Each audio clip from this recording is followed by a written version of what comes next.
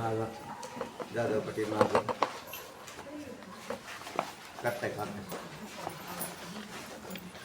सांगता नाही जमायचं ओंकार सांग. अनिर्वचनीय पदार्थ उत्पत्ती पदार्थाचा प्रकार सांगतो. अनिर्वचनीय पदार्थ उत्पत्तीचा प्रकार. पदार्थ म्हणजे सर्पाला पदार्थ म्हणतात. इथला पदार्थ कोणता आहे? सर्प. आणि त्या पदार्थ आणि पदार्थाचं ज्ञान, सर्पाच्या ज्ञान, तिथं जे ज्ञान येईल तर त्यावेळेला ज्ञान कोणाचं? तर सर्पाचं. आणि ज्ञान म्हणून सर्पाचं म्हणजे त्या पदार्थाचं. पदार्थ आणि पदार्थाचं ज्ञान हे दोन्हीही अनिर्वचनीय उत्पन्न होतं असं शास्त्र म्हणतं. म्हणून पदार्थ आणि पदार्थाला धरून ज्ञान असतंच. हा काय आहे? म्हणजे पदार्थ आहे ना, हा ग्रंथ. म्हणजे त्या ग्रंथाचं तुम्हाला असलेलं ज्ञान की हा विचारसागर ग्रंथ आहे, तो विचारसागर हे त्याचं ज्ञान. आणि हा पदार्थ. विश्वातले सगळे पदार्थ असेच आहेत. त्या पदार्थाचे ज्ञान आणि पदार्थ हे दोन्ही. आणि कसे उत्पन्न होतात? अनिर्वचनीय. म्हणून ज्ञानाची ही उत्पत्ती अनिर्वचनीय आणि पदार्थाची ही उत्पत्ती अनिर्वचनीय. आपला विषय चाललेला आहे तो अनिर्वचनीय ख्यातीचा चाललेला आहे. आणि अनिर्वचनीय ख्यातीमध्ये पदार्थ उत्पत्ती कशी होते हा विषय चाललेला आहे. सांगा. आता ज्यावर रज्जूवरील ज्यावेळी सर्प भान होते त्यावेळी काय प्रकार होतो तो सांगतो. अंतकरणाची वृत्ती चक्षुरेंद्रियाद्वारे बाहेर निघून ज्या ठिकाणी रज्जू पडलेला आहे त्या ठिकाणी अंतकरण वृत्ती जाते. जिथं रज्जू पडलेला आहे त्या ठिकाणी वृत्ती जाते. त्यावेळेला वृत्ती जात असताना काय अडचण आहे त्या वृत्तीला? म्हणजे रज्जूवरील अंधकार जितका प्रकाश पाहिजे तितका नाही. म्हणजे जेवढा प्रकाश लागत होता रज्जूवर असलेल्या अंधकाराचं निवारण करण्यासाठी तेवढा त्या ठिकाणी काही नाही, प्रकाश. ही पहिली अडचण आहे. कारण सगळे पदार्थ हे अंधाराने आवृत्त असतात असा एक सिद्धांत झाला. या विश्वातले सगळे पदार्थ अंधाराने आवृत्त आहेत. आपण सुद्धा अंधारात दिसतो का आपण कोणाला? नाही दिसणार. उजेडात दिसाना नीट लवकर, तर अंधारात कधी दिसायचे? सगळे पदार्थ असेच आहेत. आता हे फुल दिसायला जरी असं दिसत असेल तरी ह्याला याच्यावरचं अंधकाराचं आवरण गेल्यामुळे काय झालेलं हे दिसतंय आता आपल्याला. आता हे फुल आहे असं कळणार नाही. चला पुढे काय म्हणतात? जितका प्रकाश पाहिजे तितका पुरेसा नाही. जर प्रकाश आता तिथं रज्जूवरती सर्प भान ज्या वेळेला होतं त्यावेळेला प्रकाशच नाही असं नाही म्हटलेलं, तर त्याला अति सामान्य अंधुक अशा प्रकारचा तो भाग आहे. म्हणून निबिड अंधकार नाही आणि पूर्ण प्रकाश नाही. याची जी मधली अवस्था, त्या अवस्थेत त्या रज्जूचं ज्या वेळेला ज्ञान व्हायला तिथं वृत्ती गेली त्यावेळेला तिथं त्याला पूर्ण प्रकाशाचं सहकार्य नसल्यामुळे काहीतरी पडलं आहे असं इदामृत असं पहिलं ज्ञान होतं. आपल्याला सुद्धा असंच होतं. काही ज्या वेळेला पदार्थांचं अंधारात असतं त्या काय असेल बरं इथे असं मनुष्य म्हणतो. काय असेल बरं? यालाच म्हणतात इदम, की काय आहे बुवा तिथं. आणि नंतर ज्या वेळेला प्रकाश मिळतं, प्रकाशाचं सहकार्य मिळतं, त्यावेळेला मग तिथं ती वृत्ती पुढे जाऊन त्या पदार्थाचं ज्ञान करून घेते. त्याच्यातही पूर्वज्ञान असावं लागतं, संस्कारजन्य, तरच ते ज्ञान होईल. ज्याला त्या पदार्थाचं ज्ञान नाही त्याला तो पदार्थ समोर असून सुद्धा ज्ञान होत नाही.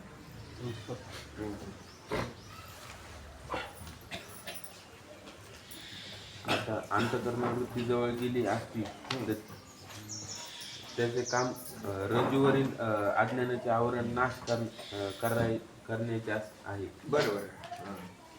परंतु योग्य प्रकाश त्याला सहाय्यता नाही. तिथं प्रकाशाची सहकार्यता नाही. म्हणून रज्जूवरील आवरणाचा नाश केला जातही नाही. यावेळी रज्जूचे विशेष अज्ञान कायम आहे आणि सामान्य ज्ञान आहे. इदम इदम रूपाने सामान्य आहे आणि विशेष रूपाने विशेष म्हणजे रज्जू आहे हे नाही कळालं, काहीतरी आहे हे सामान्य ज्ञान आहे. पुढे वास्तविक पाहिले तर अज्ञान जड रज्जूचे आश्रित मानता येणार नाही, कारण की तो स्वतःलाही जाणत नाही. आणि आता अज्ञान आहे असं म्हटलं तर म्हणले कुठं आहे? रज्जूच्या ठिकाणी. रज्जूच्या ठिकाणी अज्ञान राहीलच कसं? कारण रज्जू काय आहे? जड आहे. जड पदार्थ जडाला आधार होत नाही, अधिष्ठान होत. एक जड दुसऱ्या जडाला आधार होत नाही. असं जर असेल तर मग रज्जूच्या ठिकाणी अज्ञान आहे असं कसं म्हटलं जातं? तर त्याला शास्त्र काय म्हणतं ते ऐका. वेदांत शास्त्राचे मत आहे की सर्व पदार्थ ब्रह्म चैतन्याच्या अधिष्ठाने आश्रित आहे. आता सूक्ष्म बुद्धी करून विचार करा. या विश्वात सगळ्यात जे पंचमहाभूत जे आहेत त्या पंचमहाभूतामध्ये सगळ्यात सूक्ष्म भूत कोणतं आहे? आकाश आहे. बरोबर. ते आकाश सगळ्या पदार्थाच्या आतमध्ये बसले, आत आहे आत. जसं हे फूल आहे, हे आकाश जर नसेल तर याला राहण्यासाठी जागाच राहणार नाही. आकाश म्हणजेच अवकाश, अवकाशी म्हणजेच पोकळी. आणि म्हणून आता हे फूल त्या आकाशामध्ये जसं राहतं अगदी समांतर तसंच आहे. अवकाशात राहिलं का नाही? पण आता अवकाशात हे फूल राहील. पण मला एक सांगा, आता डोकं लावा, आकाश कशात राहतं? आकाश कशात राहतं? आणि आकाशालाही राहायला जागा पाहिजे. तर आकाश हे एक भूत आहे, भूतकार्य आहे. म्हणजे मायेपासून उत्पन्न झालेलं आहे. मायेपासून निर्माण झालेलं अवकाश हे जर कार्य असेल तर कार्य कुठंतरी एक कारण असलं पाहिजे त्यात. आणि मग आकाशाचं कारण कोण? माया. माया बी कार्यच आहे, कारण ती नंतर आलेली आणि शांत आहे. लक्षणामध्ये माया ही अनादी आणि शांत आहे. तर त्या मायेचंही कारण शोधावं लागतं कोण आहे. तर माया कशात राहते? चैतन्याच्या आश्रित राहते असं म्हटलं. म्हणजेच कुठेतरी राहतेच. पण तिथं आश्रित हा शब्द असा नाही की एखाद्या, जसं घराचा पाया घेतला तर तो जमिनीवर घेतला जातो, जमिनीवर पाया आश्रित आहे असं म्हटलं आपण. असा माया आणि ब्रह्माचा आश्रित भाव नाही. तर त्याच्या आतमध्ये मानायचे, त्याच्या अंतर्गत त्याला आश्रय म्हणायचं. मग आकाशाचा आश्रय कोण? तर माया असा काढला. किंवा मायेचा आश्रय कोण शोधायला गेले तर त्यावेळेला ब्रह्मचैतन्य मिळालं, जे चैतन्य सर्वातिशय सूक्ष्म असून व्यापक आहे. म्हणून आकाशापेक्षाही व्यापक असलेले ते चैतन्य, त्याच्यामध्ये सगळे पदार्थ राहतात. आकाशही राहतं त्याच्यात. तर आकाशात राहणारं फूल का नाही राहणार? म्हणून या फुलामध्ये सुद्धा दोन सूक्ष्म आले. एक आकाशही आलं, आकाशावर आहे म्हणून हे फूल राहिलं.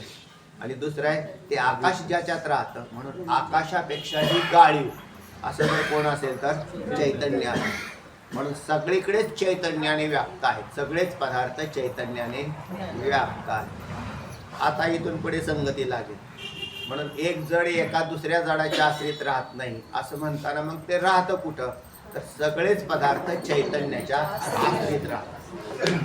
सगळेच पदार्थ चैतन्याच्या आश्रित राहतात. जड जडाच्या आश्रित का राहत नाही? कारण ते जड स्वतःलाही जडही समजत नाही आणि दुसऱ्यालाही त्याला कळत नाही, ज्ञान होत नाही. राहील कसं?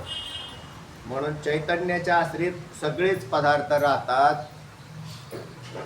तर मग आता त्याच्यात आपला विषय जो चाललेला आहे की रज्जूवर सर्प, रज्जूवर सर्प. तर रज्जूच्या ठिकाणी सर्प नाही, तर रज्जू उपहित चैतन्य आश्रित अज्ञान, त्या अज्ञानाचा कार्य सर्प आहे असं सिद्ध होईल. म्हणजे त्याच्यात मध्ये काय टाकलं, जसं घर बांधताना सिमेंट वापरतात तसं इथे सुद्धा बिल्डिंग ही उभी केली ना वेदांताने, तर त्याच्यात रज्जू उपहित चैतन्य आणलं. मध्ये कोण आणलं? चैतन्य आश्रित अज्ञान. आणि त्या अज्ञानाचा परिणाम सर्प आहे. लक्षात येईल. अज्ञानाचा परिणाम सर्प आहे. आता तिथं परिणाम केलेला आहे, कारण मायेत परिणाम होतात, चैतन्यात परिणाम होत नाही. म्हणून चैतन्य अधिष्ठान बनत आहे आणि माया परिणामाला प्राप्त होते. आता सर्प कसा झाला तर अज्ञानातला किंवा अविद्येचा परिणाम झाला. आणि परिणाम होऊन म्हणून अज्ञानात परिणाम होतो, कारण अज्ञान म्हणजेच माया आहे आणि चैतन्याने मात्र त्याला अधिष्ठानत्व दिलेलं. म्हणून रज्जू हा अधिष्ठान नसून चैतन्यच अधिष्ठान आहे. हा विषय येणार आहे आणि पुढे अजून तुम्हाला पुन्हा पुन्हा सांगत राहतील, त्यावेळेला तुमच्या लक्षात येईल. काही शंका असतील तर विचारत चला. तो अधिष्ठान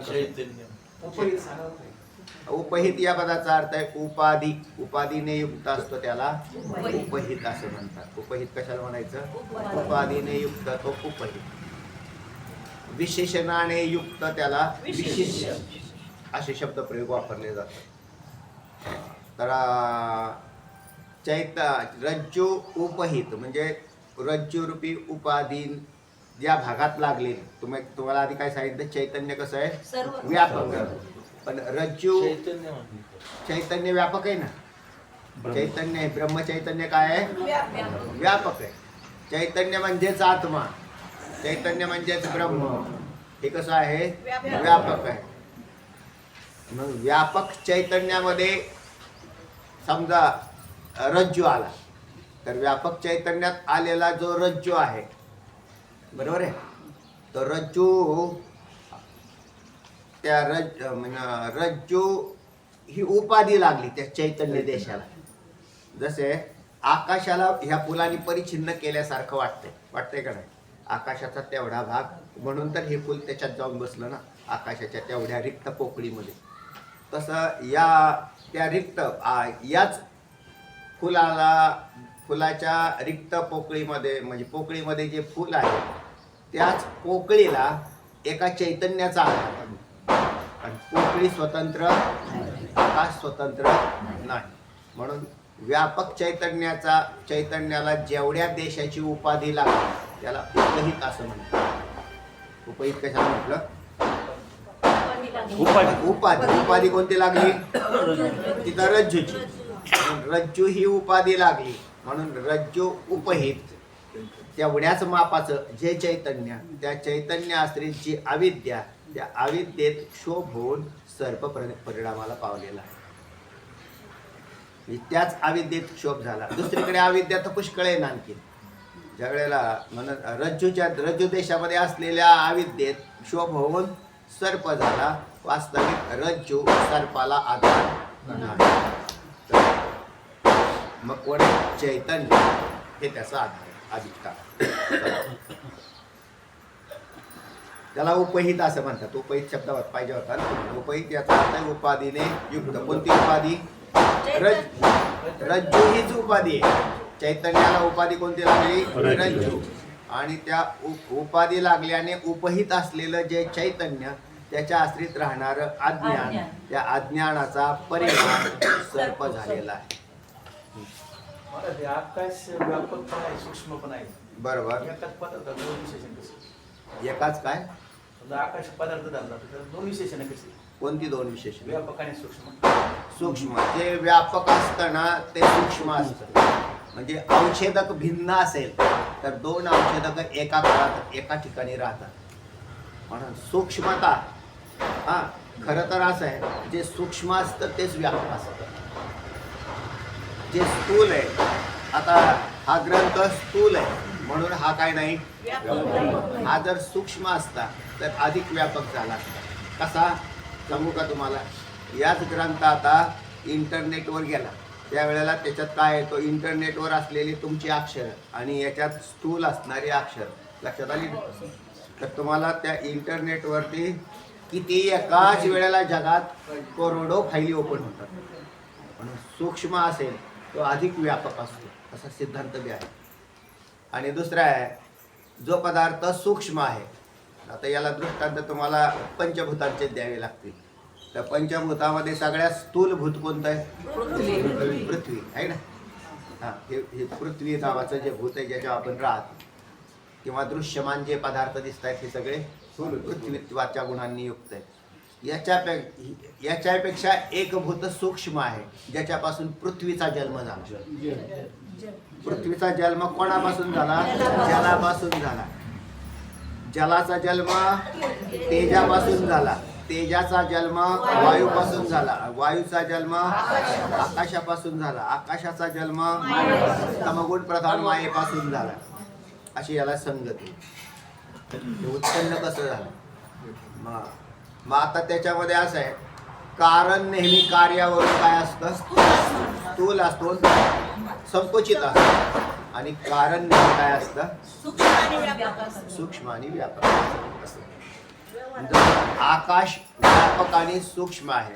त्याच्यावरून असणारं कारण, त्याचं कारण असणारा जो वायू, आकाशाचं कारण, आकाशाचं कार्य असणारा जो वायू, वायू ना, आकाशाचं कार्य असणारा जो वायू हा संकोचित आहे, म्हणजे कमी आहे आणि आकाशापेक्षा स्थूल आहे. त्याच्यावरून त्याचं वायूचं असणारं कार्य तेज हे अजून संकोचित झालेलं आहे. म्हणजे जेवढा वायू आहे तेवढं तेज नाही. आणि मग त्याच्यावरून स्थूल आहे, म्हणून वायूपेक्षा अग्नी हा स्थूल आहे आणि वायू कसा आहे? सूक्ष्म आहे. नंतर वायू तेजापासून निर्माण झालेला जल, जल कशापासून झालं? अग्नीपासून झालं, तेजापासून. म्हणून ते अग्नीवरून स्थूल आहे आणि संकोचित आहे, कमी आहे. आणि अग्नी हा व्यापक आहे. म्हणून जो पदार्थ सूक्ष्म, आता पुढचं भूत तुमच्या लक्षातच आलं की पृथ्वीची उत्पत्ती जलापासून झाली आणि जलाच्या मानाने पृथ्वी ही स्थूल आहे आणि कमी आहे, म्हणजे संकोचित आहे, संकोच आहे तिचा. उलट आता चला, पृथ्वीपेक्षा व्यापक कोण आहे? जल आहे. जलापेक्षा व्यापक कोण आहे? तेज आहे. तेजापेक्षा व्यापक वायू, वायूपेक्षा व्यापक आकाश, आकाशापेक्षा व्यापक आणि मायेहून व्यापक चैतन्य आहे. म्हणून जे निरपेक्ष व्यापक आहे, आता त्याला व्यापक नाही म्हणायचं, ब्रह्माला व्यापक नाही म्हणत. मग काय म्हणतात? निरपेक्ष व्यापक, म्हणजे त्याच्यासारखा व्यापक दुसरा पदार्थ नाही. आणि मग माया ही काही अंशात मानलेली शास्त्र आहे, सर्व अंशाने नाही तर एकांशेन स्थितो जगत असं म्हटलं. विष्टभ्यः विदम कृष्ण एकांशेन स्थितो जगत. एका अंशावर जगत राहत. ब्रह्मस्वरूपाच्या ब्रह्माच्या एका अंशावर जगत आहे. म्हणजे एका अंशावर म्हणजे सुईच्या टोकावर होतो आणि बाकी सगळं जे तसंच शिल्लक आहे ब्रह्म, त्याचं कुठे काहीच बाधा नाही. याचाच अर्थ असा आहे, म्हणजे निरपेक्ष व्यापक असणारा ब्रह्म हे सर्वात सूक्ष्म आणि व्यापक आहे. सिद्धांत हे लक्षात घ्या आधी. जो पदार्थ सूक्ष्म असतो तोच व्यापक असतो आणि सूक्ष्म आहे म्हणूनच व्यापक असतो. स्थूल झाला की त्याचं व्यापकत्व नष्ट होतं. म्हणजे सूक्ष्म आणि स्थूल एकाच जागेवर कसे राहतात? कसे राहतात?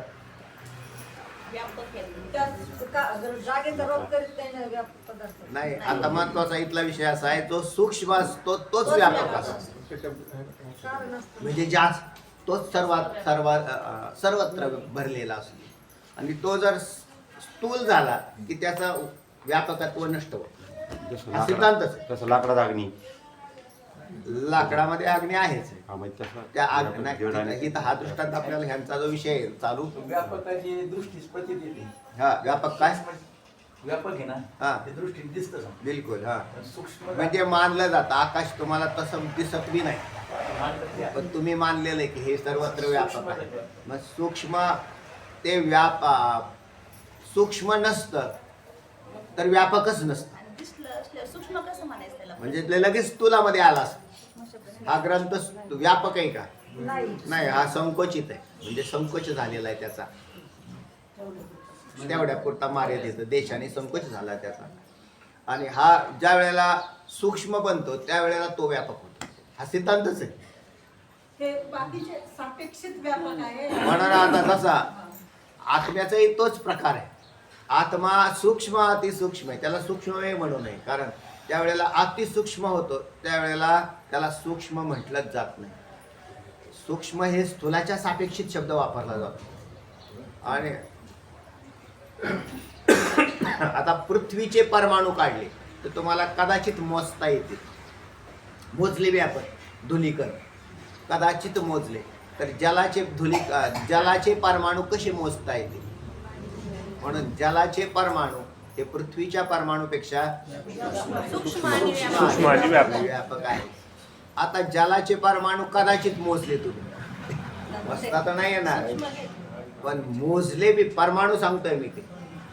तर जलाचे परमाणू मोजले, पण तरी जलाचे परमाणू ज्याच्यापासून जन्म घेतला त्या अग्नीच्या परमाणूंना कसं मोजणार.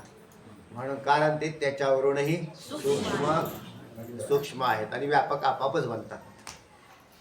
दुसरं आहे, अग्नीच्या परमाणूंना एक वेळ मोजलंही तुम्ही, पण वायूचे परमाणू कसे मोजणार. वायूचे परमाणू मोजायला परत काय परमाणू मानावे लागतील ना त्याचे, कारण भूत आहे ती नाही मोजता. म्हणून ते त्याच्यावरूनही सूक्ष्म, आणि जे सूक्ष्म असतात ते अधिक व्यापक असतात. म्हणून एकाच वेळेला सूक्ष्मता आणि व्यापकता संभवते. ही शंका आहे बरं. आता आत्मा, आता आत्म्याला परमाणू नाही तर तो अखंड बोललेला आहे. कसा आहे ब्रह्मचैतन्य, कसं आहे अखंड. म्हणजे त्याला सूक्ष्मता सांगता येत म्हणायचीच नाही सूक्ष्म आहे म्हणून, तर अखंड. पण सूक्ष्म अतिसूक्ष्म म्हणजे तुम्हाला कळण्यासाठी शब्द आम्ही बोलतो. आणि निरपेक्ष व्यापक, अखंड आणि निरपेक्ष व्यापक असं पारमार्थिक सत्तेतला एकच पदार्थ राहतो तो चैतन्य. आणि तीच मुख्य सत्ता आहे. प्रातिभासिक सत्ता काय किंवा व्यावहारिक सत्तेला आधार कोणती सत्ता आहे तर पारमार्थिक सत्ता आहे, म्हणजेच ब्रह्मचैतन्य आहे. पारमार्थिक सत्तेत पदार्थच किती आहे, म्हणून पारमार्थिक सत्ता आहे म्हटलं काय आणि ब्रह्मचैतन्य आहे म्हटलं काय, एकच अर्थ. म्हणून हा मूळ सिद्धांतच लक्षात ठेवायचा. कोणता शंका बरोबर आहे ती, की सूक्ष्म आणि व्यापक हे दोन पदार्थ झाले, तर दोन पदार्थ नसून एकाच पदार्थाच्या आकारमानावरून त्याला काय केलेलं, कारण हे देशाने व्यापकता कशाने मोजली जाईल, देशाने, आणि सूक्ष्मता देशाने. म्हणून ही देशाला धरून शंका आहे. तर त्या याचं उत्तर तसं निघतंय. कसं निघला की जो सूक्ष्म पदार्थ असतो तो व्यापक असतो, जो व्यापक असतो तोच सूक्ष्म असतो. आणि मग व्यापक आणि सूक्ष्म हे पंचमहाभूतांच्या व्यवहारासाठी वापरले आपण, कारण नेहमी सूक्ष्म असतं आणि कार्य नेहमी स्थूल असतं. मृत्तिका नेहमी सूक्ष्म आहे आणि घट नेहमी मातीचे धुलीकण आहेत ना, ते गोळा करूनच त्याचा गठ्ठा तयार केला आणि त्याचा घट बनवला. घट कसा झाला, आणि त्याच घटाला फोडल्यावर निर्माण झालेले परमाणू सूक्ष्म. म्हणून कारण नेहमी सूक्ष्म असतं आणि व्यापक असतं, कार्य संकोचित असतं आणि स्थूल असतं. पुढे झालं एवढाच विषय आहे का, सांगा पुढे. लगडताय काय झालं. आता मंद आज्ञाकारामुळे ज्या रज्जूपैकी त्याच्या ठिकाणी असणाऱ्या अज्ञानाचा उत्कीर्य नाश होत नाही. मग त्या अज्ञानाच्या ठिकाणी मूळ विषय असा चाललेला होता आपला, की वृत्ती ज्या वेळेला शोधायला गेली पदार्थ अंधारात, म्हणजे मंद अंधकारात, त्यावेळेला तिला रज्जूचं स्पष्ट ज्ञान झालं नाही. आणि कारण काय होतं, अंधकार. असं मंद अंधकार कारण. बर, पुढे काय झालं ऐका. अज्ञान सर्वरूपाने त्याच्या ठिकाणी परिणाम पावतो. आता तिथे अज्ञान होतं म्हणतात, तर तिथं अज्ञान कसं आलं म्हणून त्याची संगती दिली. तर रज्जू उपहित चैतन्य आहे, कारण सगळेच पदार्थ चैतन्यामध्ये येतात. आपण कुठे राहतो, चैतन्यात राहतो. जसं आता तुम्ही आपापला आत्मा घेऊन आले का नाही इथे, तुमचा आत्मा घरी राहतो नाही, इथे राहतो. तुम्ही जिथे आहेत तुमचं शरीर फिरतंय आत्म्यामध्ये, तुम्ही आत्म्याला घेऊन फिरत, आत्मा तर तिथंच आहे. म्हणून मी इथून उठलो आणि हरीच्या जागेवर बसलो, तर मग हरीचा आत्मा कुठे गेला, त्याला म्हणलं बा तू पलीकडे सरक, म्हणजे आत्म्याला पलीकडे सरकवलं का नाही. जसं आकाश सरकवलं जात नाही, घरून तुम्ही आकाश, या शरीराला आकाशाची पोकळीमध्ये शरीर राहत आहे ना, मग तुमचं हे आकाश तुमचं घरून घेऊन आले का नाही? नाही. तर आकाश जसं घरून घेऊन नाही आले, जिथे जाईल तिथे उपलब्धच आहे, जिथे जाईल तिथे उपलब्ध आहे, तसा आत्मा जिथे जाईल तिथे उपलब्धच आहे. आणि तो या विश्वात आत्मा नावाचा पदार्थ एकच आहे. म्हणून सर्वांचा आत्मा एकच आहे. आणि मग सर्वांची शरीर वेगळी झाली. शरीर का आली तर त्याला कारणशास्त्र म्हणतं अज्ञान आलं. अज्ञान आलं म्हणून शरीर आलं. मग अज्ञान कसं आहे? कल्पित आहे.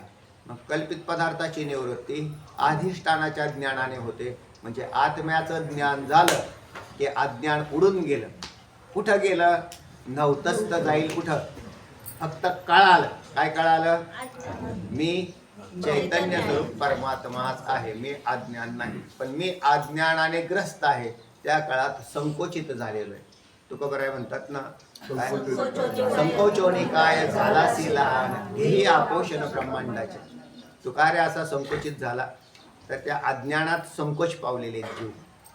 नाहीतर आणि मग ब्रह्म आहे म्हणण्याचा जागाच राहत नाही, कारण ते अखंड अद्वैत स्वरूप एकच आहे. जे माणसं मरतात त्यांचा आत्मा कुठेच जात नाही. कुठे गेला? आत्म्याला जाणं येणं संभवतच नाही. तर जाईल कसा? कारण तो सर्वत्र व्यापक भरलेलाच आहे, नित्य भरलेला आहे. मग जीवात्मा जाईल. जीवात्मा हा खोटा आहे, म्हणजे कल्पित आहे. जसं तुमचं आणि माझं मन व्यवहार करतंय ना, व्यवहार काय? व्यवहाराला कारण कोण ठरलंय? मन ठरलंय. ते कल्पित आहे. ते कल्पित मन व्यवहार करतं. ते त्या कल्पिताची निवृत्ती ब्रह्मज्ञानाने होते. म्हणजे मनाचाच नाश होतो. जे म्हणजे मनच राहिलं नाही अस्तित्वात.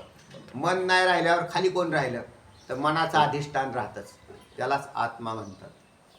म्हणून चित्ताचं अधिष्ठान आहे तसंच आहे. आणि चित्त बाधित झालं की जीवदशा जाते. आणि चित्त बाधित झालं नाही तोपर्यंत जीवदशा राहते.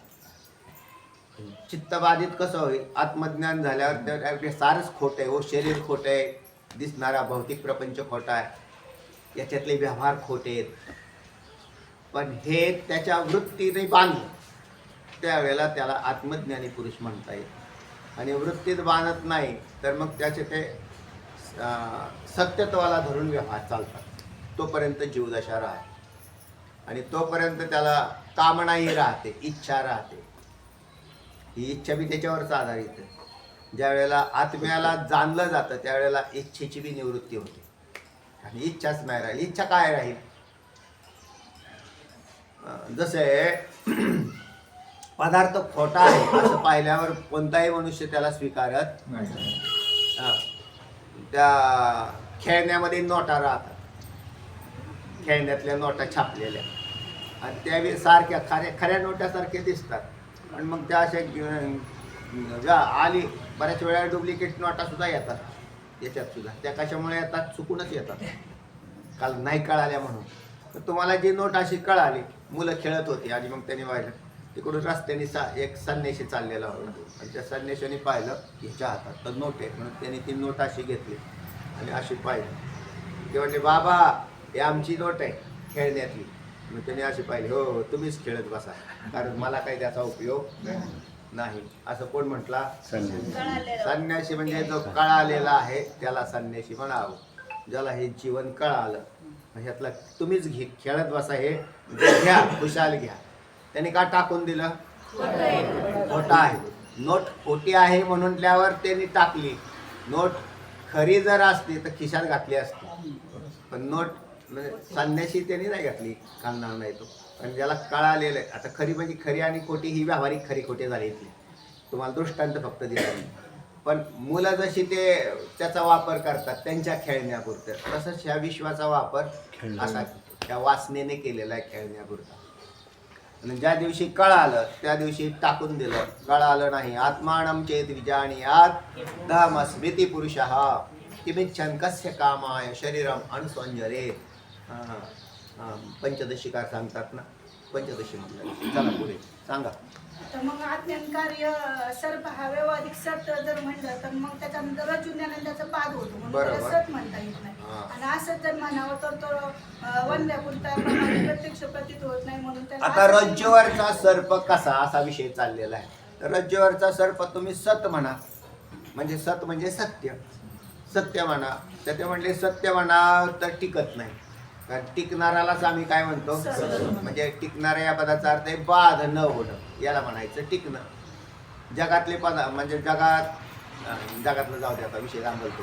पण रज्जूवरचा सर्प हा काय होत नाही, त्रिकाल टिकत नाही. आभात्यत्वम सत्यत्वम या लक्षणात बसत नाही. म्हणजे ज्याचा तिन्ही कालात बाद होत नाही त्याला काय म्हणतात, सत्य म्हणतात. आणि रज्जूवरचा सर्प ज्या वेळेला रज्जूचं ज्ञान होतं त्यावेळेला नाहीच असं लक्षात येतं, म्हणून त्याला सत म्हणायचा नाही.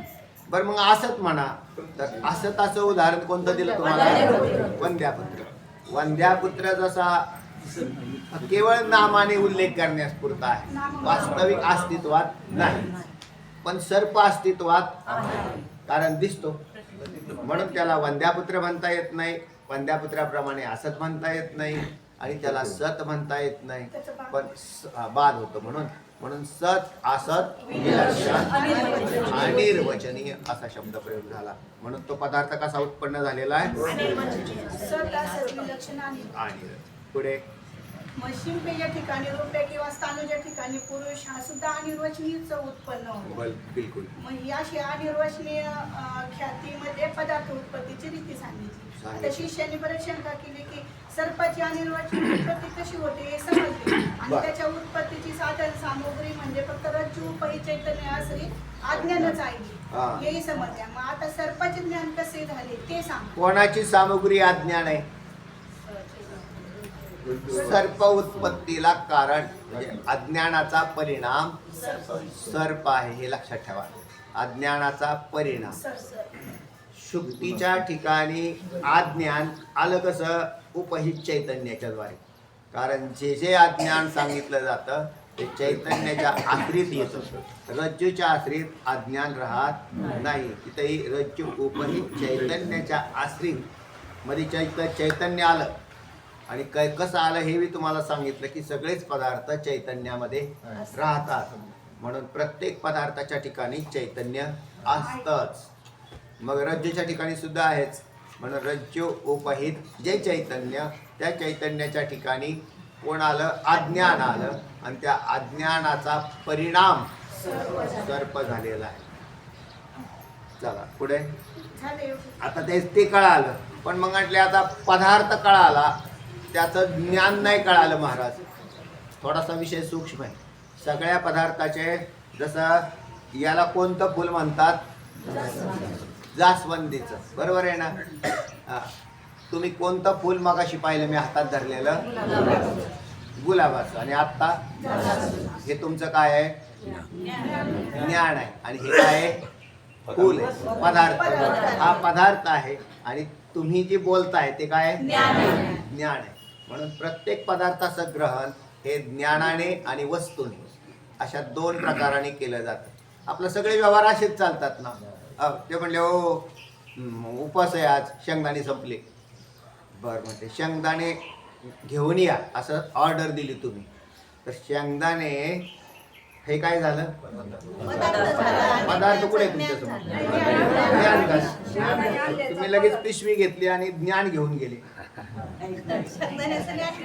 ना, गेले ना. आणि येताना काय घेऊन आले, पदार्थ घेऊन आले. ते म्हणले असं कसं काय झालं, जाताना तुम्ही असे पिशवी घेऊन गेले आणि येताना पदार्थ. म्हणजे पदार्थ हा ज्ञानाने ग्रहण केला जातो. या विश्वातले सगळे पदार्थ ज्ञानाने, जेवढे व्यवहार चाललेत ते तेच चाललेत ना. नवीन नवीन पदार्थ जरी आले तरी त्या पदार्थाचे म्हणजे काय हो हे काय आहे, ते म्हणजे आमकी वस्तू असं. जिज्ञासा आहे का नाही तुम्हाला विचारण्याची, हा पदार्थ कोणता आहे, म्हणजे असा आहे, हो ठीक आहे. त्याला त्या पदार्थाचं ज्ञान झालं, आणि नंतर तोच पदार्थ त्याला हवा असेल तर बाजारात जातो आणि पुन्हा घेऊन येतो, कारण त्याच्याजवळ त्याचं काय असतं. तसं आता रज्जूवरील सर्पाचं सुद्धा काय आहे, ज्ञान आहे. तुम्हाला आलं लक्षात, रज्जूवरील सर्पाचं काय आहे, ज्ञान आहे. आता ते ज्ञान कसं उत्पन्न, पदार्थ उत्पन्न कसा झाला, अज्ञानाचा परिणाम होऊन पदार्थ झाला. पण त्या पदार्थाचं ज्ञान कसं झालं, सूक्ष्म शंका आहे का नाही. आपण त्याचा एवढा विचार नाही करत की आहे, पण तसं नाही येते. म्हणून सर्प वेगळा आणि सर्पाचं कुठला सर्प, रज्जूवरील सर्प वेगळा आहे आणि त्या सर्पाचं ज्ञान वेगळं आहे. ते ज्ञान कसं उत्पन्न होतं महाराज, कारण तुम्ही पदार्थाची उत्पत्ती सांगताना रज्जू उपहित चैतन्याच्या आश्रित अज्ञानातला क्षोभ म्हणजे सर्प असं ते सांगितलेलं आहे.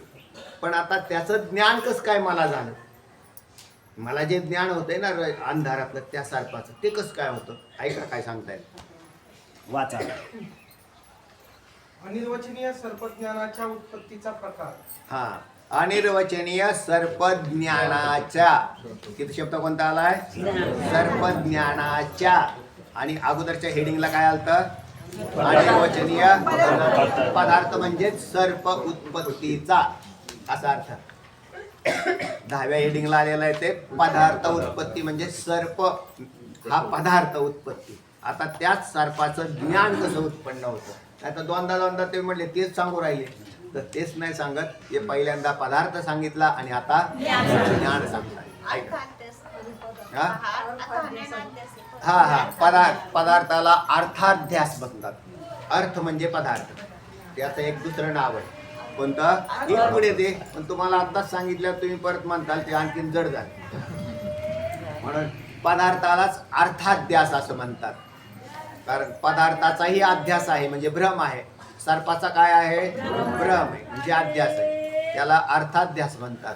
आणि ज्ञानाचाही भ्रमच आहे, लक्षात घ्या. ज्ञानाचा काय आहे, भ्रम आहे. कोणत्या ज्ञानाचा, सर्पज्ञानाचा. सर्पज्ञानाचा भ्रम आहे, त्याला म्हणतात ज्ञानाध्यास. ज्ञानाचा अध्यास झाला म्हणजे ज्ञानाचाही भ्रम झाला. आणि असे किती भ्रम आहेत आपल्याकडे. माझं घर आहे, हा काय आहे, भ्रम आहे. आणि घर हे काय आहे, अध्यास आहे, पण हे माहितीच नाही. आपण म्हणतो खरं आहे. माझी गाडी आहे, हा काय आहे, गाडीच भ्रमाने उत्पन्न झालेली. गाडीच काय आहे, भ्रम म्हणजे तो त्याचा भ्रम आहे. तो हे शरीर सुद्धा भ्रमाने प्राप्त झालेलं आहे, वास्तवात नाही. तसंच त्या याचं ज्ञान हेही भ्रम आहे. म्हणून लौकिक प्रपंचात जेवढा पदार्थांचा संबंध आपल्याशी येतो, त्याचा तुम्ही जाणता त्या पदार्थांना, तर ते भ्रमानेच जाणताय. आणि ते पदार्थ जे आहेत ते अध्यस्तच आहेत म्हणजे खोटेच आहेत. जसा सर्प खोटा आहे तसे पदार्थ खोटे आहेत आणि त्यांची ज्ञानसुद्धा खोटीच आहे. म्हणून या जगतातली पुष्कळशी ज्ञान गोळा करण्यामध्ये काहीच स्वारस्य नाही. म्हणजे पुष्कळ पदार्थ पाहिले, शोधले, संशोधित केले, त्याची ज्ञान गोळा केली. ते म्हणले वा किती ज्ञान झाली. आता तुमचं आमचं सोडून द्या, पण काही त्याच्यामध्येच डोकं लावून बसले. एखाद्याला MD डॉक्टर व्हायचं असेल तर सोपी गोष्ट आहे का.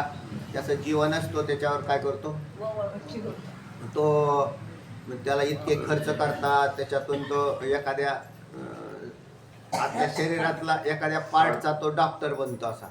तर त्यावेळेला तो इतकं कष्ट करून तो बनलेला असतो. त्याचं ते ज्ञान हे फक्त तो जिवंत आहे तोपर्यंतच टिकतं, कारण ते भ्रम आहे, पुढच्या जन्मात ट्रान्सफर होत. म्हणून एवढे कष्ट केले, हा म्हणजे ठीक आहे, पोट भरण्यासाठी चांगलं आहे. म्हणजे हे ज्ञान, भौतिक ज्ञान तुम्हाला पोट भरायला उपयोगी आहे.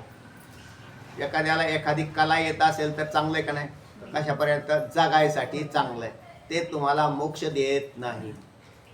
उलट त्याचा असा पश्चाताप होईल त्याला, जर सुज्ञ असेल तर, की अरे मी आत्मज्ञान संपादन करायला पाहिजे होतं, आत्मज्ञान झालं असतं तर मुक्त झालो असतो, पुन्हा शरीराला आलो नसतो. आणि शरीराला येणं हेच कष्ट आहे.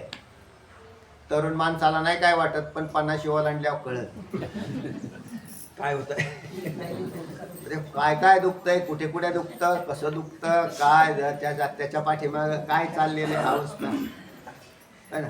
तरुण असतो तो असा उमदा असतो, तो त्याच्या तंद्रीमध्ये चालतो. पण ज्या वेळेला तिथून पुढे एकदा दिवस गेली या ठाकईला छाय. दिवस मावळल्यानंतरच्या मावळ्याला चालल्यावरची जी अवस्था आहे, लोक म्हणतील काय हो या शरीरात कशासाठी राहिलो आहे ना, इतकं सगळं. तर त्याचा उपयोग एकच आहे की याने या शरीरात येऊन, मानवी शरीरात येऊन काय करायला पाहिजे होतं, बस बाकी काहीच करणे नाही. या शरीराचं एकमेव ऐसी माझी वाचा मस उपदेशी अनेक लोकांशी हेच सांगेल. तुकोबराय जसे म्हणतात, लोकांना बी ते सांगा आणि मलाही बी मला उपदेश. न मिळो खावाया न मिळो खावया, न मिळो खावया न वाढो सांगता. लोकांना तर कसं तरीच होईल असं म्हटलं, पाठालाच नको जायला. जेव्हा न मिळो खावया न वाढो संतान परी हा नारायण कृपा करो. ह्या देवाने आमच्यावर कृपा करावी. काय कृपा करावी, हेच की आम्हाला कळावं की मी कोण आहे, कुठून आलो, कुठं चाललेलो आहे आणि काय करायला पाहिजे होतं आणि काय करतोय, काय वास्तव काय करायला पाहिजे आणि काय करतो. आणि म्हणूनच मी दुःखी आहे. आम्ही दुःखी. तुम्ही जर सच्चिदानंद ब्रह्म आहेत तर दुःखी का, तर तुम्ही स्वरूपाला जाणत नाही. आणि जाणल्यावर मग दुःख राहतच नाही, शेष राहणारच नाही, कारण त्याला ते पूर्णच कळालं. जर आपल्यातून गेलेल्या एखाद्या व्यक्तीविषयी आपल्या चित्तामध्ये काय असते, उद्विग्नता, दुःख राहतं की असं असं आहे, फार प्रेम होतं आमच्यावर पण ते गेले ना हो, असं ना. पण ते गेलेलेच नाहीत हे कळाल्यावर मग दुःखच राहिलं नाही ना. कारण या जगात नंतर शेवटचा सिद्धांत सांगतो, काही उत्पन्नही होत नाही आणि काही नाशही पावत नाही. तर जे आहे ते आहेच, पुरून उरलेलं ब्रह्मच आहे. पण हे याच्यावर बुद्धी आरूढ व्हायला कठीण आहे, कारण आमची बुद्धी वस्तूवर आरूढ आहे, ब्रह्मावर आरूढ नाही. म्हणजे जे चैतन्य आहे त्या चैतन्याकडे आमची बुद्धी चिरकाव करत नाही, ते बुद्धी स्थूल पदार्थाला धरते, म्हणून जीव दुःखी राहतात. चला, ज्या वेळेला त्यांना हा सूक्ष्म ज्ञान होईल त्यावेळेला आणि मिथ्यत्वाचं पूर्ण ज्ञान झाल्यावरती मग त्याला काहीच वाटणार नाही, त्याच्यात काहीच वाटत नाही. आपण जसं म्हणतो ना, निर्भीड झाले. पण निर्भीड कोण करेल तुम्हाला, हेच ज्ञान निर्भीड करतं. आणि वास्तविक जगातली व्यावहारिक ज्ञान उत्पन्न होतात, नाश पावतात. चला, आता हे सर्पज्ञान कसं उत्पन्न होतं ऐका बरं, सुंदर विषय. जसा रज्जू उपहित चैतन्य आश्रित अविद्येचा परिणाम सर्प आहे, तसा हे तुम्हाला पुन्हा पुन्हा वाचावं लागतं, कारण तिथले शब्द कसे असतात, पारिभाषिक शब्द तोंडात बसायला आणि बुद्धीत बसायला थोडे अवघड जातात. तसं रज्जू उपहित चैतन्य आश्रित अविद्येचा परिणाम सर्प म्हणजेच पदार्थ आहे. तसा ऐका आता, अंतःकरण उपहित चैतन्य आश्रित अविद्येचा परिणाम सर्प ज्ञान आहे. हा, आता तिकडे रज्जू घेतली होती, इकडे काय घेतलं, अंतःकरण घेतलं. ज्ञानाच्या वेळेला विषय बदलला. रज्जू बाहेरच्या देशात आहे आणि तिथे शोधायला तुमची वृत्ती गेली ना, म्हणून कोण गेलेला आहे, वृत्ती हा अंतःकरणाचा परिणाम आहे. म्हणून तिथं काय धरायचं, अंतःकरण धरायचं. लक्षात आलं का. म्हणून आतमध्ये तुम्ही जर गेले नसते तर सापाचा आणि तुमचा कधी संबंध बी आला नसता. तुम्ही गेले ना पाहायला, तुम्ही म्हणजे कोण, अंतःकरण.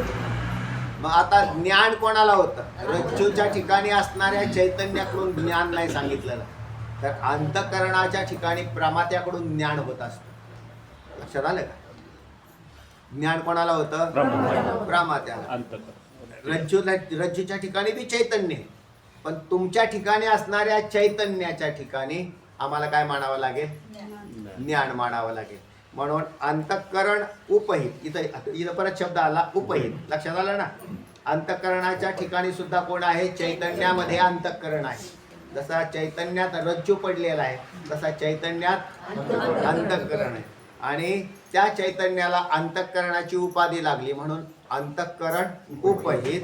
जे चैतन्य, त्या चैतन्याच्या आश्रित असणारी अविद्या. आणि तिकडे काय शब्द आलता, अज्ञान. दोन्ही पदाचे अर्थ सारखेच, फक्त इथं अविद्या म्हणजे न जाणणं हे अज्ञानच म्हणायचं. आणि तिकडे सर्पाच्या उत्पत्तीला कारण तिथं अज्ञान असा शब्द आला होता, तेही तोच आहे. अज्ञान अविद्या समांतर शब्द आहेत. हळूहळू परिचय होईल आणखी तुमचा. तर तेव्हा काय म्हटले, अविद्येचा परिणाम सर्पज्ञान आहे. इथं सुद्धा परिणामच आला, कारण अज्ञानात अविद्येत काय होतात, परिणाम होतात. पण अज्ञानातले अविद्येचे परिणाम डायरेक्ट न होता चैतन्याच्या आश्रित राहून होतात. म्हणून चैतन्याच्या आश्रित असणाऱ्या अज्ञानाचा परिणाम सर्प आणि अंतःकरण उपहित चैतन्याच्या आश्रित असणाऱ्या अविद्येचा परिणाम सर्पाचं ज्ञान आहे. त्याच्या असे तक्तेच करा आणि त्याला एकाला एक जोडून घ्या, म्हणजे तुम्हाला लक्षात येईल की कसं कसं कसं काम करतं हे. म्हणून अविद्या आणि अज्ञान दोन्ही पदाचा अर्थ एकच धरा तात्पुरता, आणि मग तुम्हाला लक्षात येईल. कारण फक्त आम्हाला काय म्हणायचं, ज्या वेळेला ज्ञान सांगितलं जातं त्यावेळेला त्या अज्ञानाला अधिक सत्वगुण प्रधान बनवायचे, म्हणून अविद्या शब्द आणला. आणि सर्प हा तमांशाचा कारण परिणाम आहे, म्हणून तिथं अज्ञान शब्द टाकलेला आहे.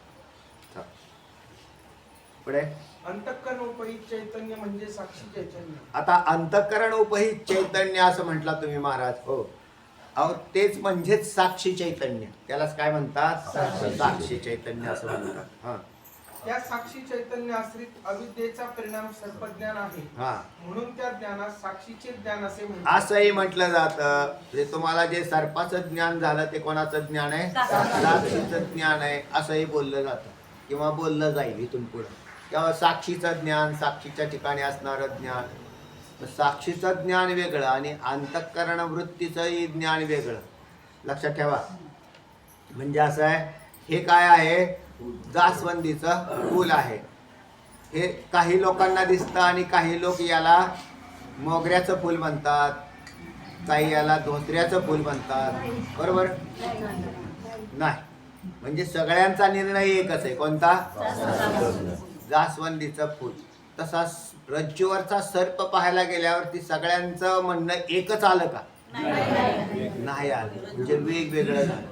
जे ज्ञान भेद दाखवतं, भ्रमाने भ्रमिष्ट राहतं असं ज्ञान,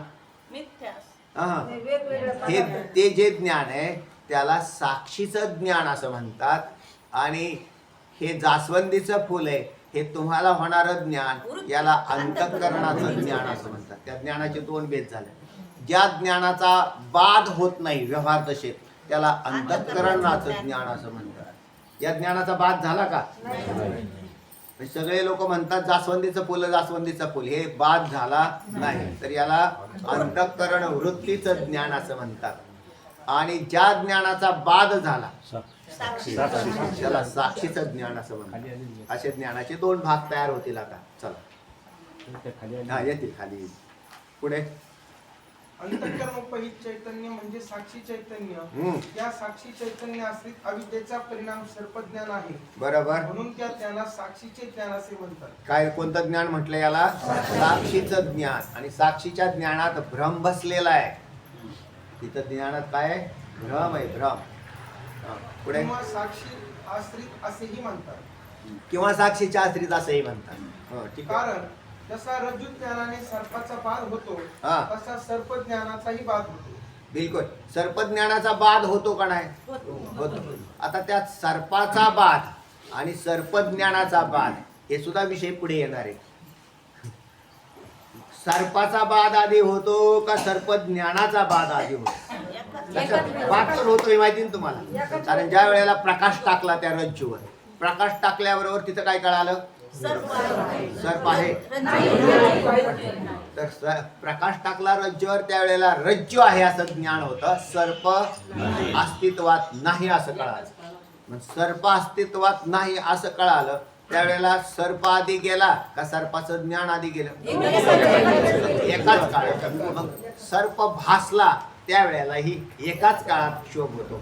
अंतःकरण वृत्ती उपहित चैतन्य आश्रित अविद्येत क्षोभ होऊन काय होतं, साक्षी ज्ञान तिथं जे उत्पन्न झालं ते सर्पाचं ज्ञान उत्पन्न होतं. आणि रज्जोपैत चैतन्य आश्रित अविद्येचा क्षोभ होऊन सर्प उत्पन्न झाला, म्हणजे पदार्थ उत्पन्न झाला. हे दोन्ही युगपत एकाच वेळी उत्पन्न होतात आणि अधिष्ठानाच्या ज्ञानाने एकाच वेळी नाश पावतात. उत्पन्नही अधिष्ठानाच्या अज्ञानात होतात आणि अधिष्ठानाच्या ज्ञानात बाध पावला. अधिष्ठानाचं ज्ञान झालं की बाध होतो. अधिष्ठानाचं अज्ञान असेल तर पदार्थ आणि त्याचं ज्ञान प्रतीतीला येते. म्हणून आम्हाला आपल्याला जी ज्ञान उत्पन्न होत आहेत ही सगळी अज्ञानातली ज्ञान उत्पन्न होत आहेत. पण त्याचे दोन प्रकार केले मग आपण. कोणते? साक्षीचं ज्ञान आणि अंतःकरणाचं ज्ञान. बऱ्याच लोकांना आणखी शंका राहील, महाराज हे सगळं ठीक आहे, रज्जूवरचा सर्प आहे ना हा प्रकाश टाकल्यावरती राहत नाही, पण हे दिसणारं जगत आहे ना हे आत्मज्ञान झाल्यावाल्या पुरुषाचं राहतं का जातं? बाधित त्याला काहीच दिसू नये ना, हे जगतच दिसू नये. बरोबर आहे का नाही? जग दिसायला नाही पाहिजे अशी शंका आहे. याच्यात त्या अध्यासाचे प्रकार दिसतील ते वृत्ती प्रभाकर मध्ये आलेले. संसर्गाध्यास आणि स्वरूपाध्यास असा विषय त्या पुढे येणार. तुम्हाला बी आहे तो विषय, येईल पुढे. चला, पण तुमची प्रवृत्ती आम्ही याच्यात सुरुवात केली. पहिल्यांदा पदार्थाचं शोधन करायला सुरुवात केलो की हे जे दिसणारा सर्प आहे तो कसा दिसतो तर ते सांगितलं, आणि त्याचं ज्ञान कसं उत्पन्न होतं तेही सांगितलं. ऐका, व्यवहाराचे ज्ञान कधीही बाधित होत नाही, म्हणजे मिथ्या ठरत नाही, त्यास अंतःकरणाचे ज्ञान म्हणावे. किंवा घटापटाचं ज्ञान. कापडाला कापडच म्हणतात सगळी लोक, तिथं त्याचा बाध होत नाही. घटाला घटच म्हणतात, माणसाला माणसंच म्हणतात, आमका आमका आला, ठीक आहे, याचा कुठं बाध झाला तर याला काय म्हणतात? अंतःकरण वृत्तीचं ज्ञान. आता याचाही बाध होतो, पण मोठी गंमत आहे पहा. आम्ही जोपर्यंत व्यवहार करतोय ना या जगात, मी माझं शरीर घेऊन व्यवहार करतोय ना तोपर्यंत मला काहीच अडचण नाही. हे शरीर आहे ना तोपर्यंत हे सगळे व्यवहार तुमच्या बरोबर, हे सगळ्या पदार्थांच्या बरोबर होत. शरीरच नाही राहिलं, दाखवा व्यवहार सिद्ध करून.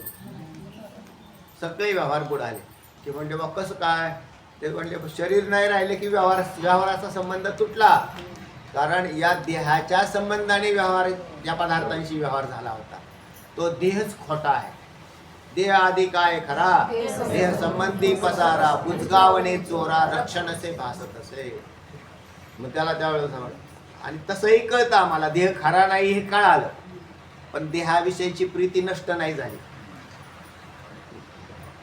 कारण ते भोगाचं साधन बनलेलं. शरीर आहे म्हणूनच भोग भोगतो ना. शरीर जर नसतं तर गोडधोड करून खाल्लं असतं का?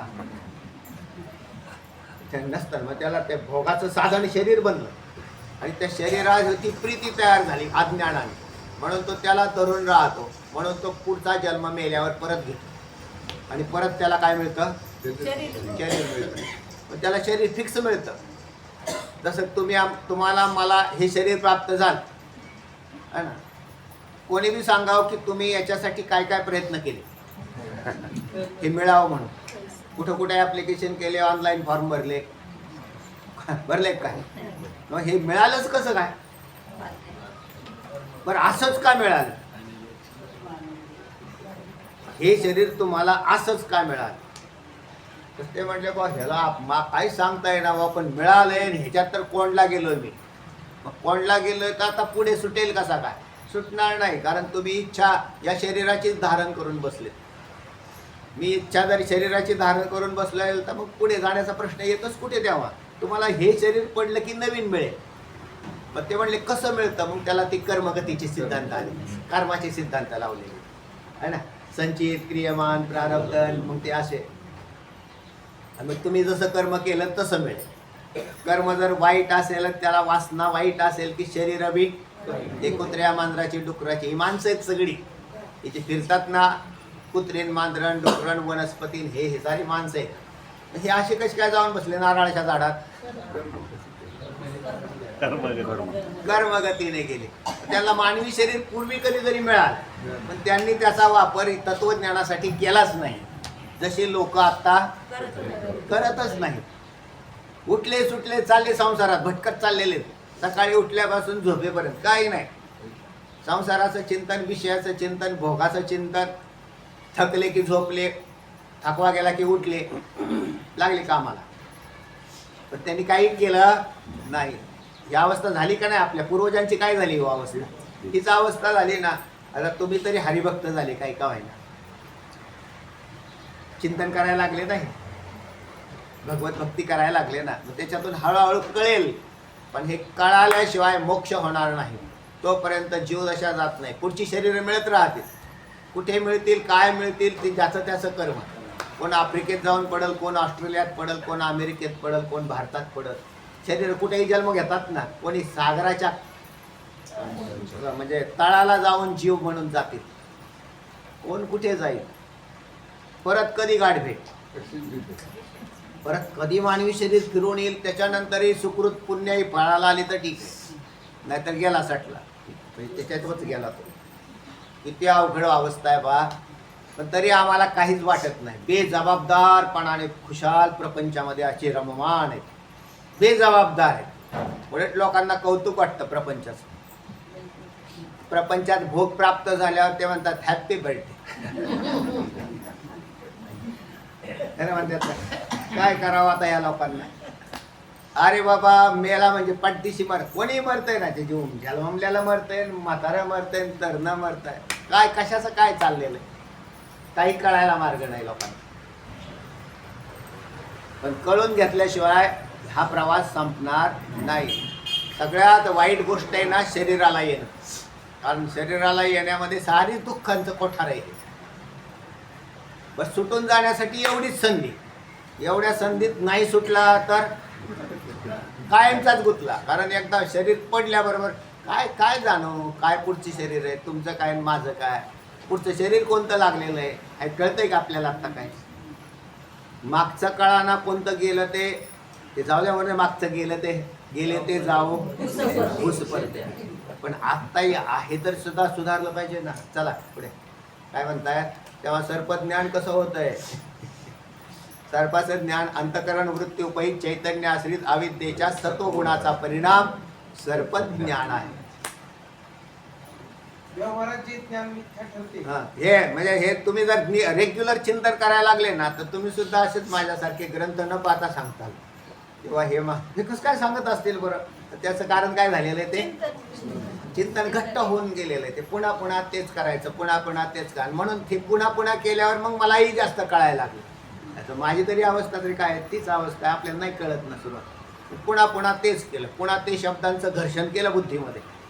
कळालं नाही तरी. जशी लहान मुलं कविता पाठ करतात का नाही, बडबड गीतं ते पाठ करतात, त्याला अर्थ कळतो असं काय नाही. सुरू केलं की पार शेवटपर्यंत तसं तुम्ही पाठ आधी हे सगळं डोक्यात घर्षण करा आणि मग तुम्हाला पुन्हा पुन्हा मग तुम्हाला त्याच्याविषयी चिंतन सुरू करताना तुमच्या लक्षात येईल. पण आपल्याला अजून कळालं नाही मग विचारा. पण ते तुम्हाला सराव तरी झाला पाहिजे या शब्दांचा. ही पारिभाषा आहे बरं, या वेदांत शास्त्राचे पारिभाषिक शब्द राहतात, बाकी काही नाही. सोपं आहे. चल व्यवहारात जे ज्ञान मिथ्या ठरते त्याला अंतःकरणाचे ज्ञान न म्हणतात. अंतःकरण व्यवहारात जे ज्ञान मिथ्या ठरते. काय म्हटले तुम्ही. व्यवहारात जे ज्ञान जे बाधित होत नाही ते अंतःकरण वृत्तीचं, आणि बाधित होतं त्याला अंतःकरण वृत्तीचं न म्हणता साक्षीचं ज्ञान असं म्हणतात. चला पुढे. असे ज्ञानाचे सत्यत्व सत्यत्व मिथ्यात्व. आता सर्पाचं ज्ञान कसं आहे, साक्षी चैतन्याचं ज्ञान आहे, बरोबर आहे. आणि घटाचं ज्ञान कसं आहे, अंतःकरण वृत्तीचं ज्ञान आहे. या दोन ज्ञानातला भेद दाखवला. घटाचं म्हणजे आता मी तुम्हाला एक घट नाही म्हणून जास्वंदीचं फूल, याचं हे ज्ञान कोणतं आहे. व्यवहारात सत्य ज्ञान आहे का नाही, जास्वंदीचं फूल आहे. याला अंतःकरण वृत्तीचं ज्ञान म्हणतात. आणि रज्जूवरील सर्प तुम्ही आम्ही मी पाहिला त्याला साक्षीचं ज्ञान म्हणतात, अंतःकरण वृत्तीचं ज्ञान म्हणत. कारण त्या ज्ञानाचा वाद होतो. चला पुढे. असे ज्ञानाचे सत्यत्व मिथ्यात्व लवकर लक्षात येण्याकरिता पारिभाषिक शब्द शास्त्रकारांनी ठरवले आहे. बरोबर आहे. असो याप्रमाणे सर्पाचे ज्ञान ही साक्षी असली. म्हणून दोन ज्ञान झाली. घटापटाचं ज्ञान आहे त्याला अंतःकरण वृत्तीचं, आणि सर्पाचं ज्ञान आहे त्याला साक्षी चैतन्याचं ज्ञान असं म्हणतात. याप्रमाणे सर्पाचे ज्ञान ही साक्षी असली अविद्येचे कार्य बरोबर. सत असताहून विलक्षण अनिर्वचनीय आहे. बरोबर. ते सत असताहून विलक्षण कसं आहे, अनिर्वचनीय आहे. म्हणून सर्पाचे ज्ञान ही साक्षाश्रित अविद्येचे कार्य सत असत विलक्षण अनिर्वचनीय असं ज्ञान झालं. पदार्थ कसा होता तुमचा? सर्परूपी सत असत विलक्षण अनिर्वचनीय.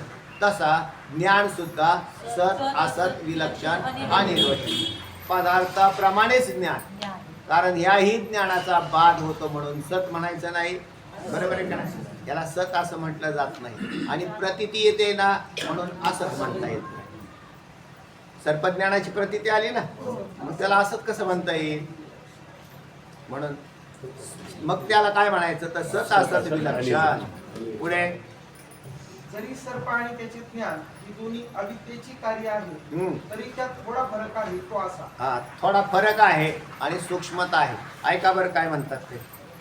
रज्जू उपहित चैतन्य आश्रित अविद्येतील तमोगुणाचा परिणाम सर्प आहे. आता इथे गुण आणले, काय काय बदल केला ते पहा.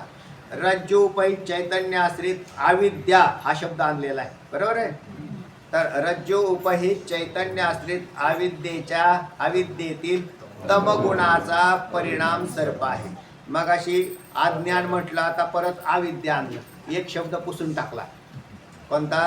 अज्ञान. म्हणला महाराज अज्ञान का काढलं ना अविद्या का आणलं तिथं? तर ते म्हटले काय म्हणायचे तिथे? अज्ञान अविद्या हे दोन्ही सारखेच शब्द आहेत, पण ज्या वेळेला गुणांच्या मधले बी भेद सांगायचे असतात त्यावेळेला काही वेळेला शब्द बदलतो आम्ही. म्हणून अविद्येतील तमगुणाचा परिणाम आणि अविद्येतील सत्वगुणाचा परिणाम. सत्वात संजायते ज्ञानम असं भगवद्गीता जशी सांगते, तसा अविद्येतील सत्वगुणाचा परिणाम सर्पज्ञान आहे आणि अविद्येतील तमगुणाचा. आता ती अविद्या दोन चैतन्याच्या आश्रित आहे. पहिली अविद्या जी आहे ती रज्जूपहित चैतन्याच्या आश्रित आहे आणि दुसरी अविद्या जी आहे ती अंतःकरणोपहित चैतन्याच्या आश्रित आहे. अंतःकरण म्हणजे प्रमाता. त्याच्या आश्रित असणाऱ्या अविद्येतील सत्वगुणाचा परिणाम सर्पज्ञान आणि रज्जूपहित चैतन्य आश्रित अविद्येतील तमगुणाचा परिणाम सर्प आहे. गुणामध्ये भेद आहे. पदार्थ हे तमगुणापासून बनलेले सर्वच पदार्थ लक्षात घ्या. हा पदार्थ, हा ग्रंथ म्हणजे इथलं ज्ञान नाही मत मी. हे जी पानं, हे पुष्टा कशापासून बनलाय? तमगुणाचा परिणाम आहे. हे लाकूड, जेवढं दृश्य पदार्थ दिसतात हे तमगुण प्रधान आहेत. आणि त्या सगळ्या पदार्थाची तुमच्याकडे असणारी ज्ञान ही सत्वगुण प्रधान आहे. कारण सत्वगुण नसता तर ज्ञानच झालं नसतं. चला. अंतःकरणोपहित चैतन्य आश्रित अविद्येतील सत्वगुणाचा परिणाम सर्पज्ञान आहे. तमोगुण जड आहे म्हणून त्याचे कार्य जड आहे. बरोबर आहे. तमगुण कसा आहे? जड आहे, म्हणून त्याचं कार्य सर्प सुद्धा जड आहे. सत्वगुणापासून ज्ञान होते. सत्वात संजायते ज्ञानम.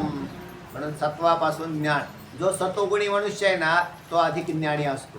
म्हणून तो तुम्हाला आहार बदलायला लावला. ते म्हणजे आहार शुद्ध करा. महाराज काही खाल्लं तर काय अडचण आहे? म्हणजे काही खाल्लं तर मग तुमचं ज्ञान जड होईल. तुम्हाला काही कळणार नाही. मग तुम्हाला जर शुद्ध ज्ञान हवा असेल आणि मोक्षासाठी ज्ञानाची गरज लागेल का नाही? लागेल. ज्या पदार्थाची गरज लागते तो पदार्थ आपण गोळा करतो. तुम्हाला काय गोळा करायचं आहे? ज्ञान मिळवायचं आहे.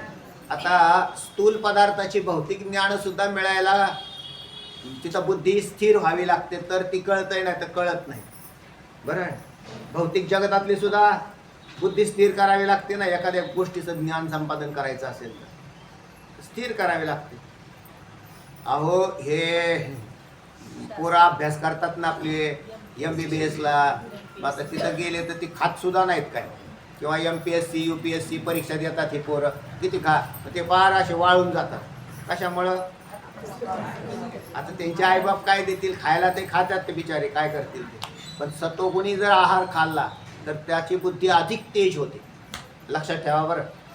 म्हणून त्याला वर्ज्य केला. तो मानवाचा आहार नाही ठेवला, कारण मानवाला बुद्धीने श्रेष्ठ करायचं आहे.